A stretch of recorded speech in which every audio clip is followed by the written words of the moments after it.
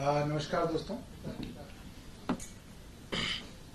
कल के financial times के अंदर लंदन से छपता है, उसके अंदर एक बहुत बड़ा मामला देश में कोयले के इंपोर्ट से जुड़ा हुआ बहुत लंबी रिपोर्ट छापी गई है और डेटा के साथ छापी गई है। और उसके अंदर जो आरोप लगाए गए हैं वो उसी तरीके के आरोप हैं जो 2016 में या कहें 2014 से 2016 तक जिन पे काफी चर्चा थी कि अदानी साहब की जो कंपनियां हैं जो कोयला इंपोर्ट करती हैं वो कोयला इस तरीके से इंपोर्ट होता है, जब वो कोयला एक देश से चलता है, मान लीजिए इंडोनेशिया से चलता है, तो वो 1 करोड़ रुपए का होता है और जब कोयला यहां हिंदुस्तान पहुंचता है तो समुद्र में चलने के कारण वो कोयला 2 करोड़ का हो जाता है। और ये जो बीच का मुनाफा है वो कुछ ऐसे मिडिलमैन कंपनियों के पास जा रहा है जो कंपनियां ज्यादातर अदानी साहब की कंपनियों के साथ ही काम करती हैं, वो और कहीं काम भी नहीं करती, उनको ज्यादा दिलचस्पी नहीं है। छोटी छोटी कंपनियां बिलियंस ऑफ डॉलर्स का कारोबार अदानी साहब के साथ कर रही हैं। ये आरोप इस फाइनेंशियल टाइम्स की इस खबर के अंदर छपा है और बहुत विस्तार से छपा है। हालांकि अदानी ग्रुप ऑफ कंपनीज का जो इसके अंदर बयान छपा है वो ये कहता है कि ये आरोप बहुत पुराने हैं और पुराने आरोपों को ही दोबारा जो है रीपैकेज किया जा रहा है। तो मुझे भी लगा कि आरोप पुराने हैं, सुने सुने लगते हैं, मगर जब डेट्स कंफर्म की हैं तो ये आरोप 2019 से 2021 तक जो कोयले की डीलिंग्स अदानी ग्रुप ने की हैं उसका डेटा है। ये पुराना डेटा नहीं है, नया डेटा है कि उस आरोप के लगने के बाद और डीआरआई की जांच शुरू होने के बाद 2014 के बाद ये आरोप दोबारा से 2019 से 2021 के विषय में है। अब सामान्यतः ऐसा लगता है कि भाई कोई कंपनी 1 करोड़ का माल 2 करोड़ में खरीद रही है तो ठीक है, अपने शेयर होल्डर को धोखा दे रही है। वो कैसे धोखा होता है कि मान लीजिए आपका सामान 1 करोड़ रुपए का है, आप वही सामान अपने किसी आदमी के जरिए 2 करोड़ रुपए का खरीद रहे हैं, तो मैंने अपनी कंपनी से उसके लिए 2 करोड़ रुपए दे दिए, तो शेयर होल्डर को मैंने इस तरीके से ठगा कि शेयर होल्डर का तो 2 करोड़ रुपए चला गया, मगर मैंने जो 2 करोड़ रुपए दिए वो 1 करोड़ रुपए तो उस सामान की कीमत है और 1 करोड़ जो है वो मेरे ही किसी कंपनी जिस अब 1 करोड़ यहां से 1 करोड़ दिया, ये बेचने का बड़ा आसान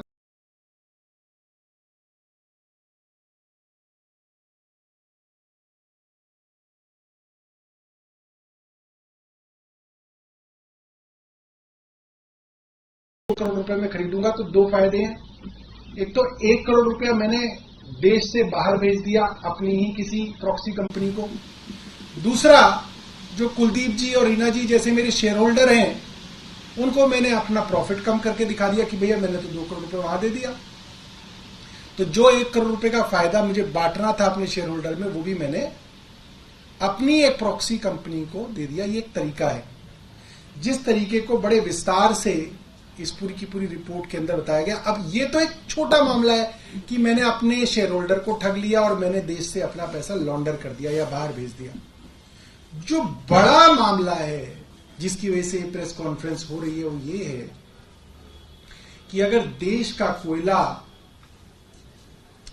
देश में इस्तेमाल ना हो के हम इंपोर्ट करें और इंपोर्ट भी दुगने दामों पे करें तो उस दुगने दामों का जो पैसा है वो ट्रांसलेट होता है आपके बिजली के बिलों पे, क्योंकि उस कोयले को थर्मल पावर प्लांट इस्तेमाल करते हैं और उसकी फिर बिजली बनती है।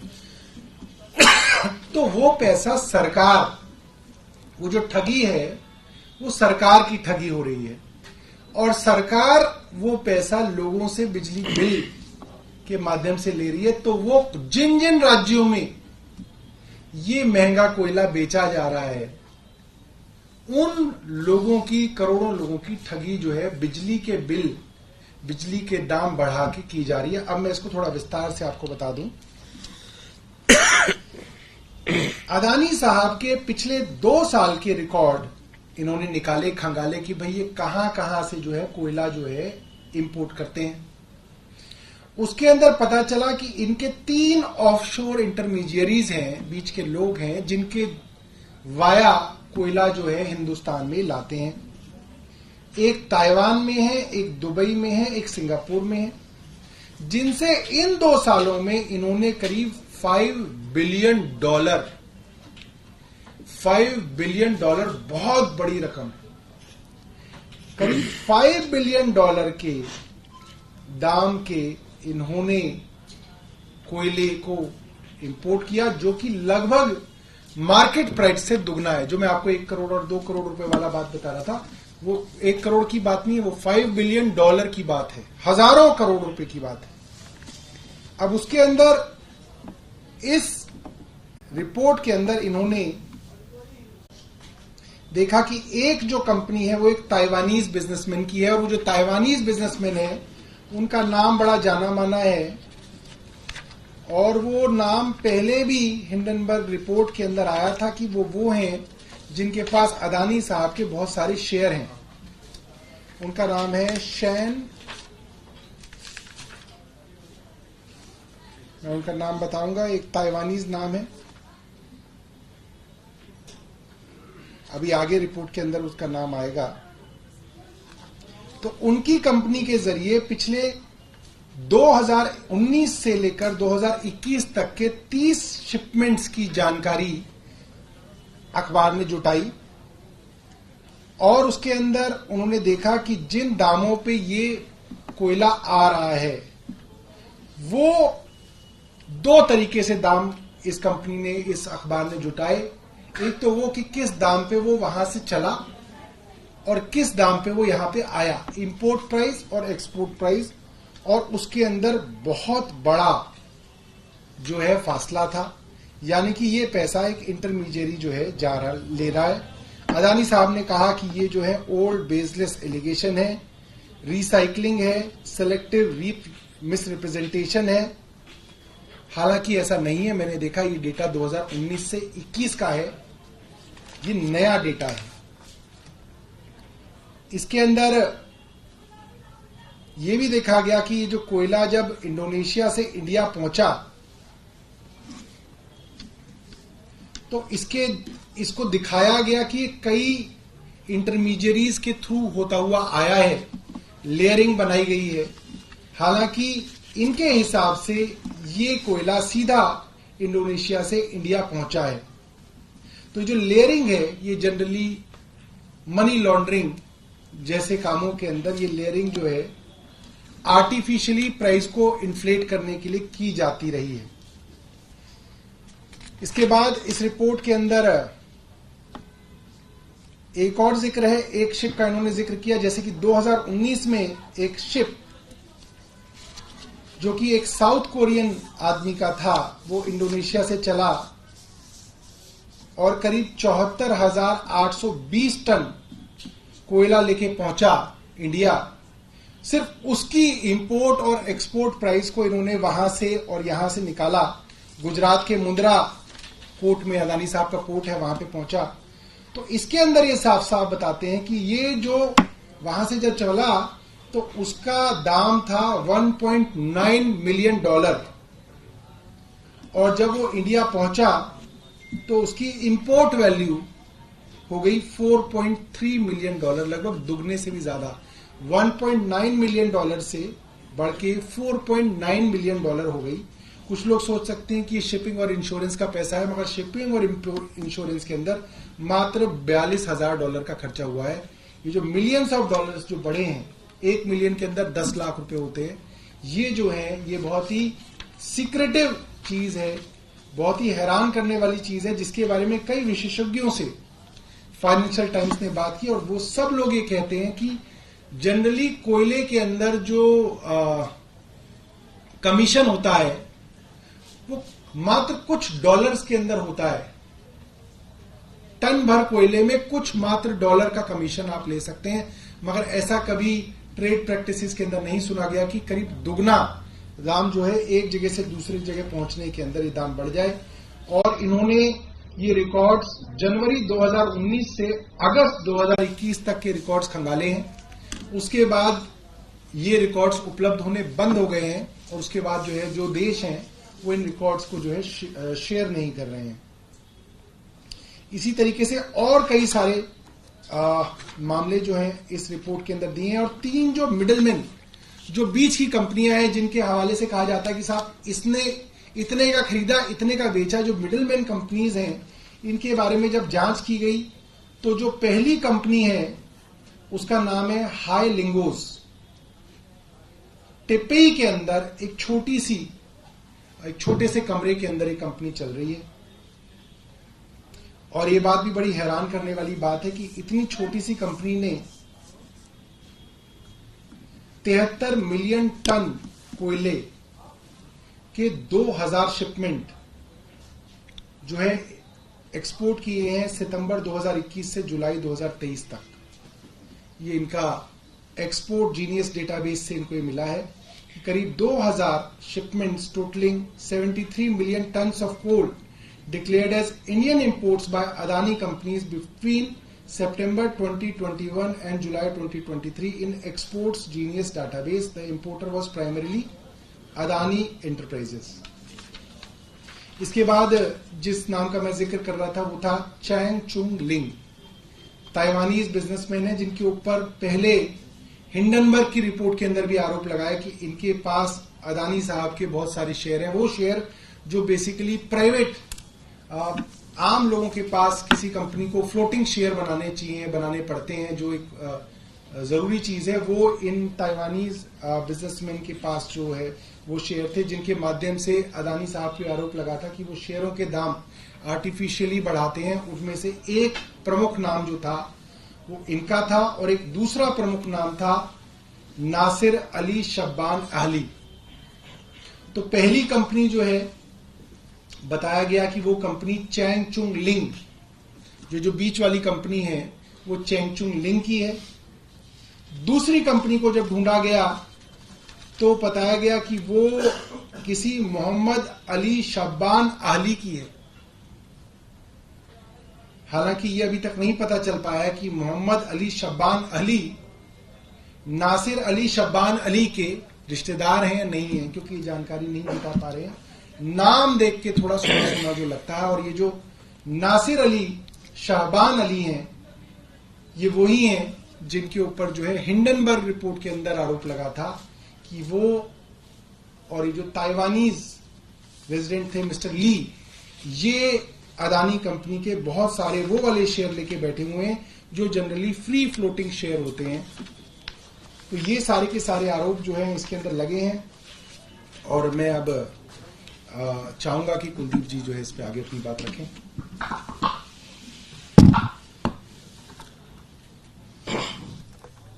जैसा कि अभी आप लोगों को पता है कि आज हमने यहाँ पर कैंडल जलाई है, और ये कैंडल इसलिए जलाई गई है क्योंकि अब जिस प्रकार के आरोप इस ग्रुप पे लगे हैं वो निश्चित रूप से इस देश को अंधेरे में डालने वाले आरोप है। और सीधा सीधा ऐसे भ्रष्टाचार का, ऐसे घोटालों का, ऐसी लूट का जो असर है वो देश की आम जनता के ऊपर पड़ता है, क्योंकि ये कोयले स्कैम से जुड़ा हुआ विषय है। तो निश्चित रूप से इसका कहीं ना कहीं असर जो है वो देश की आम जनता के ऊपर पड़ेगा, बिजली के बिलों के माध्यम से पड़ेगा। और इसके बाद मुझे लगता है कि लोगों को अपने घरों की लाइट बंद करके घर में लेटना होगा, सोना होगा, क्योंकि बिजली के दाम इसके बाद इतनी स्पीड से बढ़ जाएंगे। और ये जो आज ये कंपनी की लूट और घोटाले का खुलासा हुआ है, जो आरोप लगे हैं, मुझे लगता है कि ऐसे आरोपों की जांच होनी चाहिए। केंद्र सरकार को ऐसी लूट पर, ऐसे भ्रष्टाचार पर चुप नहीं बैठना चाहिए। वो इसकी जांच कराए और दूध का दूध और पानी का पानी करे, और इसकी ताकि जनता के ऊपर बिजली के बिलों का बोझ न पड़े और ऐसे भ्रष्टाचार का जो किया जा रहा है, ऐसी लूट की जा रही है, उसका खुलासा हो सके। धन्यवाद।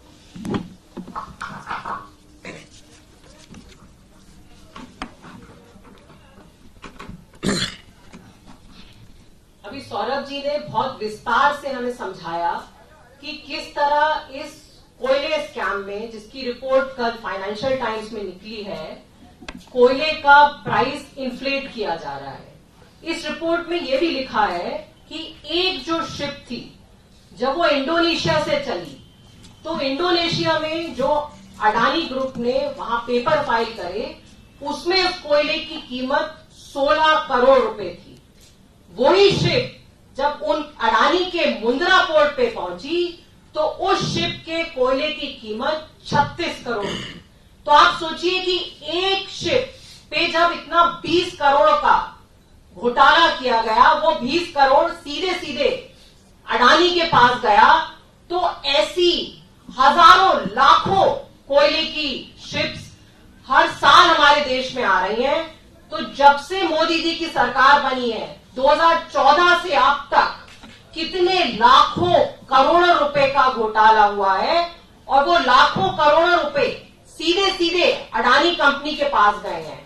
यही कारण है, आपको याद होगा कि 2014 में जब मोदी जी प्रधानमंत्री बने थे, उस समय अडानी ग्रुप की जो संपत्ति थी वो सिर्फ 8,000 करोड़ थी, और वो ही अडानी ग्रुप की संपत्ति 2022 में 23 लाख करोड़, मतलब कि 64 गुनी हो गई।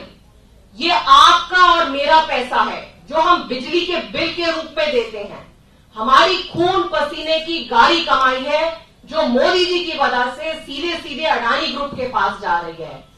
बाकी सब पे ईडी, सीबीआई सबकी रेड होती है, सबकी तहकीकात होती है। अडानी ग्रुप के ऊपर अभी तक कोई तहकीकात क्यों नहीं हो रही है? आज हमारी मांग है कि अडानी ग्रुप की छानबीन होनी चाहिए, और ये जो एक्स्ट्रा पैसा है, जो हमारा और आपका पैसा है, जो अडानी के पास गया है, वो पैसा मोदी जी हमें वापस दिलवाएं। 15 लाख तो अभी तक वापस नहीं आए, लेकिन जो अडानी के पेट में हमारा एक्स्ट्रा पैसा गया है, वो अब हमें सबको वापस चाहिए। ठीक है, थैंक यू। सौरभ, ये आपने मोमबत्तियां जलाई है, इनका मकसद क्या है? ये जिस तरीके से बिजली महंगी हो रही है, दिल्ली में तो 200 यूनिट फ्री है, मगर मुझे लगता है कि और राज्यों में इतनी महंगी बिजली के चलते कुछ दिनों में भारत जो है मोमबत्तियों से काम चलाएगा। बिजली इतनी महंगी हो जाएगी कि आप बिजली खरीद नहीं पाएंगे। संजय जी हाईकोर्ट गए हैं, अपनी गिरफ्तारी रिमांड को चैलेंज किया। देखिए, जिस तरीके से पिछले दिनों देश की सबसे बड़ी अदालत ने ईडी की चार्जशीट और ईडी के आरोपों पे सवाल उठाए, कोर्ट ने यहां तक कह दिया कि इस तरीके के आरोप क्रॉस एग्जामिनेशन में कुछ पल भी नहीं टिकेंगे। इससे आज पूरे देश को साफ हो गया है कि सिर्फ और सिर्फ केंद्र सरकार के दबाव में हमारे नेताओं को गिरफ्तार किया जा रहा है, उन पर झूठे आरोप लगाए जा रहे हैं, मनगढ़ंत चार्जशीट दायर की जा रही हैं। इसलिए देश की सबसे ऊंची अदालत से हमें उम्मीद है कि हम लोगों को न्याय मिलेगा। इसीलिए जो है संजय जी भी जो है अब कोशिश करेंगे कि उनको देश की बड़ी अदालतों से जो है न्याय मिल सके। रिमांड पर भी आपत्ति जताई है आपने, गिरफ्तारी पर भी कुछ टेक्निकल टर्म्स आपने दिए हैं कि ये आपत्तियां हैं, वजह नहीं बताई है, तो वो क्या है और आप क्या मान के चल रहे हैं? क्योंकि जिस तरह का केस है और पुराना जो अनुभव रहा है, काफी लंबा वक्त लगता है राहत मिलने से। देखिए, पीएमएलए के अंदर गिरफ्तारी की ही इसलिए जाती है ताकि बिना किसी सबूत के भी आप अपने राजनीतिक प्रतिद्वंदियों को सालों तक जेल में बंद कर सकें। यूएपीए हो या ये पीएमएलए हो, ये कानून इसी तरीके से केंद्र सरकार अलग अलग लोगों पे इस्तेमाल कर रही है। हमें आशा है कि कोर्ट से जो है इसमें राहत मिलेगी।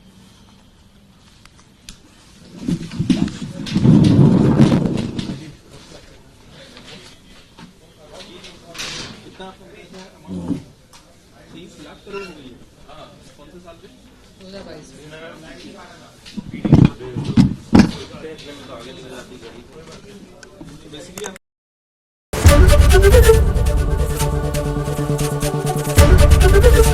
एबीपी गंगा, खबर आपकी, जुबान आपकी।